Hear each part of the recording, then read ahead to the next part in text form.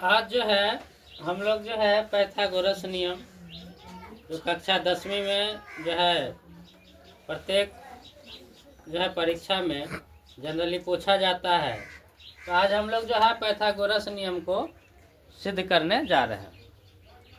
Pythagoras नियम छोटे class से शुरू होता है और 12वीं 10वीं मतलब जनरली हम देखते हैं तो सभी क्लास में इसका प्रयोग कुछ न कुछ किया जाता है। तो सबसे पहले हम लोग जो है पाइथागोरस नियम क्या होता है इसको जानेंगे कि पाइथागोरस नियम है क्या, पाइथागोरस क्या होता है। तो पाइथागोरस नियम जो है समकोण त्रिभुज पर लागू होता है, समकोण त्रिभुज पर लागू होता है। और पाइथागोरस में नियम में जो है समकोण त्रिभुज में यह देखा जाता है कि समकोण त्रिभुज में तीन जो भुजा होती है और तीन जो कोण होते हैं जिसमें एक कोण 90 डिग्री का होता है अर्थात समकोण होता है, उस तीनों भुजा में जो है किस भुजा का क्या नाम होता है। तो समकोण के ठीक सामने वाले जो भुजा होती है उसको हम लोग कर्ण कहते हैं और नीचे की जो भुजा है उसको आधार कहते हैं, इंग्लिश में बेस कहते हैं। और ये जो रेखाएं दिख रही है ये भी, इसको हम लोग लंब कहते हैं, जो बिल्कुल जो है सीधी रेखा में खड़ी रहती है। सीधी रेखा में खड़ी रहने की वजह से यहाँ जो कोण बनता है ये 90 डिग्री का होता है, इसीलिए बी कोण कितना डिग्री का होता है 90 डिग्री, अर्थात एक कोण समकोण जिसको कहते हैं जिसका मान 90 डिग्री होता है समकोण। तो इस तरह से हम जानकारी प्राप्त कर ली कि कौन एंगल जो है 90 डिग्री का है, उसके सामने वाला भुजा कर्ण कौन सा होता है। तो समकोण के सामने वाला भुजा कर्ण होता है। इसी आधार पर जो है हम लोग पाइथागोरस नियम का जो परिभाषा है इसको हम पढ़ेंगे। क्या है कि किसी समकोण त्रिभुज में कर्ण का वर्ग, किसका वर्ग, कर्ण का वर्ग अन्य दो जो भुजा है इसके वर्गों के योग के बराबर होता है। समकोण त्रिभुज में कर्ण का वर्ग अन्य दो भुजा के वर्गों के योग के बराबर होता है। ये क्या है पाइथागोरस नियम है। अब जो है हमें सिद्ध करना है आखिर होता कैसे। ये कर्ण का वर्ग जो है अन्य दो भुजाओं के वर्गों के योग के बराबर कैसे। आइए हम लोग जो यहाँ पे लिखे हैं एक ये ड्राइंग बना लिए हैं, चित्र बना लिए हैं समकोण त्रिभुज का, और इसमें मान लिए हैं कि माना कि ABC एक समकोण त्रिभुज है जिसमें कोण ABC अर्थात ये वाला कोण जो है ABC वह 90 डिग्री का है, समकोण है। एवं AC भुजा को कर्ण, BC भुजा आधार एवं AB भुजा लंब माने। ठीक है। अब जो है हम लोग क्या कर रहे हैं कि हमको तो सिद्ध करना है, इसके लिए हमने एक रचना बनाया, रचना किया, ड्राइंग किया कि एंगल B जो है उससे एक जो है रेखा खींचा जो AC पर मिलती, AC के एक बिंदु D पर मिलती है और ये AC का लंब पॉइंट भी है। क्या है, AC का जो है लंब पॉइंट भी है, जो रेखा का नाम हो गया BD, अर्थात AC पर BD रेखा लंब हो गया। लंब का मतलब होता है वहां 90 डिग्री का कोण बन रहा है उस भुजा पर। इसीलिए हमें सिद्ध करना है AC स्क्वायर बराबर AB स्क्वायर प्लस BC का स्क्वायर, अर्थात यही चीज है कि कर्ण का वर्ग अन्य दो भुजा जो ये है AB और BC इसके क्या है वर्गों के योग के बराबर होता है। यही हमको इसमें हम देख रहे हैं कि A त्रिभुज, तो इसमें हम त्रिभुज ABC और ADB मतलब पूरा त्रिभुज ABC और AD किसमें B में हम लोगों ने जो है यहाँ पे मान रखा है। इसमें हमने क्या देखा कि AB बट्टा AC, AB बट्टा क्या AC, यहाँ ये दोनों भुजा में जो है एक बड़ा त्रिभुज है और एक छोटा त्रिभुज है।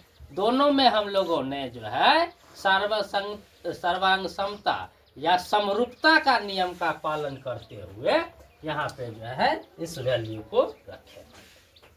इसी तरह से AD बट्टा AB, AD बट्टा AB हो गया। अब यहाँ पे हम लोग जो है कोणात्मक गुना किए। कौन सा गुना? कोणात्मक गुना। कोना कोनी, तो कोना कोनी जो हम लोगों ने गुना किया है तो क्या प्राप्त हुआ हमें? AC बट्टा AD को कोना जब हम कोणात्मक गुना करेंगे तो AB गुने AB हो जाएगा और AC गुने AD। तो AB गुने AB बराबर कितना होता है? AB का स्क्वायर होगा और इधर बच गया AC गुने AD। इसको हम लोगों ने समीकरण 1 माना है। क्या माना है? समीकरण।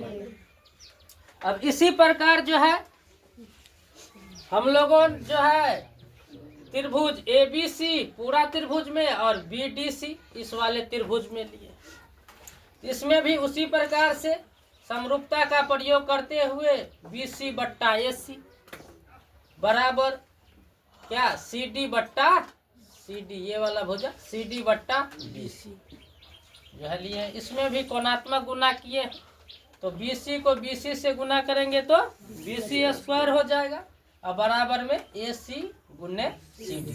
इस समीकरण को हम लोगों ने 2 माना। समीकरण 1 और 2 को जो हम लोग जोड़ेंगे तो AB का स्क्वायर प्लस BC का स्क्वायर बराबर क्या हो जाएगा? AC गुने AD प्लस AC गुने CD। मतलब दाया पक्ष को दाया पक्ष के साथ और बाएं पक्ष को बाएं पक्ष में समीकरण के साथ हम लोगों ने जोड़ दिया। तो AB square plus BC square, ये दोनों में कॉमन क्या है? AC है तो AC कॉमन ले लिए, बच गया AD और प्लस CD।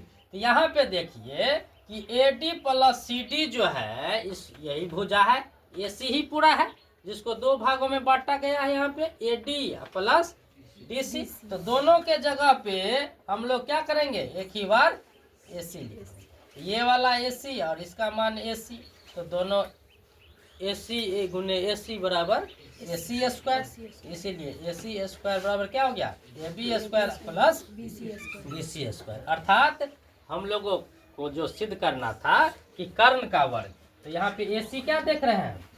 कर्ण का वर्ग हो गया है, यही ना। AB क्या है? लंब है, लंब का वर्ग प्लस आधार का। तो यही सिद्ध करना था पाइथागोरस प्रमेय में।